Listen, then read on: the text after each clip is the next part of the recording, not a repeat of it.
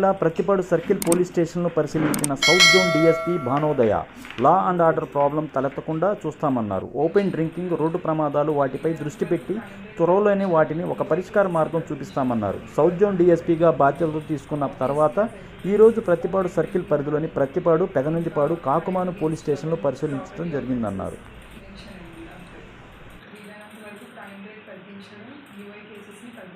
అది ప్రధానంగా పెట్టుకున్నాము. Obviously as everybody says open drinking కానీ ఇంకా crime against women, property offences వీటి మీద కాన్సన్ట్రేషన్. ఓపెన్ డ్రింకింగ్ అంటే ఇప్పుడు యాక్చువల్గా అసలు రక్షక్ వెహికల్స్ ఉన్నాయి హైవేస్ మీద, ఫ్యాక్చువలింగ్ వెహికల్స్ ఏం లేవు అన్నమాట. మనకి ఇక్కడ ఇంప్లిమెంటేషన్ లేదు, వాటి మీద నియంత్రణ ఏ ఏరియాలో లేదంటారు.